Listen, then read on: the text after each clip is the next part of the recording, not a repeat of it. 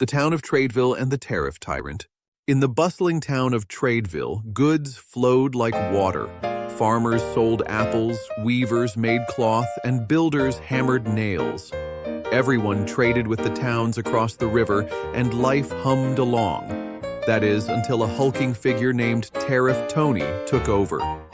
Tony was a bruiser with a loud mouth and a bigger ego. He didn't care about Tradeville's rhythm. He wanted everyone to see him as the toughest, the smartest, the boss.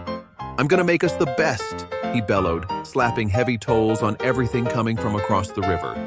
"No more cheap apples or cloth from those other towns. You'll buy from me or you'll pay." His crew, Slick Sid, Gabby Gert, and Whispering Walt, nodded along. Sid smirked. "Tony's protecting us from those sneaky outsiders." Gert chimed in. "He's a genius. Prices going up means we're winning."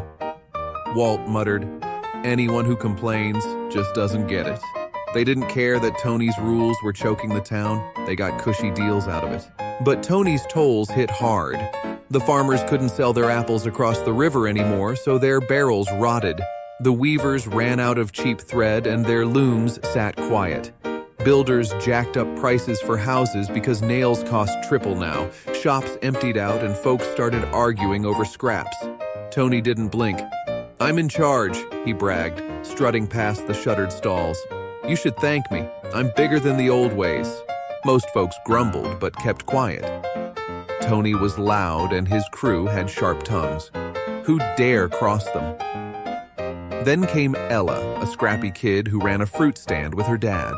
She'd watched the town crumble, her dad's apples piling up unsold, her friends' parents out of work. One day, she'd had it. She marched to Tony's gaudy toll booth and yelled, "You're not some big shot. You're wrecking us.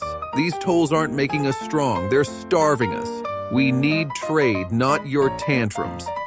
Her voice cut through the market's silence. Tony loomed over her, sneering. "You're just a kid. What do you know?" Slick Sid laughed. "She's mad 'cause she's losing." Gabby Gert snapped. "Tony's saving us, you ungrateful brat." Whispering Walt hissed. "She's too small to matter." Ella didn't flinch. "I'm small, but I see what's happening. You're not saving us. You're bullying us into broke. Look around." She pointed at the empty stalls, the sour apples, the idle looms. Then something shifted. A farmer named Jake stepped up. "She's right. My crop's worthless now." A weaver, Mara, joined in. "I can't afford thread thanks to Tony's rules." A builder, Sam, growled, "My nails cost a fortune. Houses ain't getting built."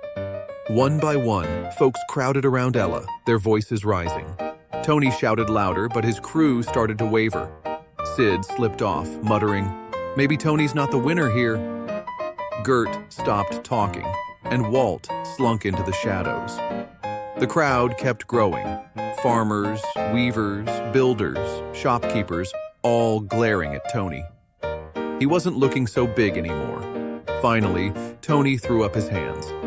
"Fine, keep your stupid trade," he barked, kicking over a crate as he stormed off. The tolls came down, and goods started flowing again.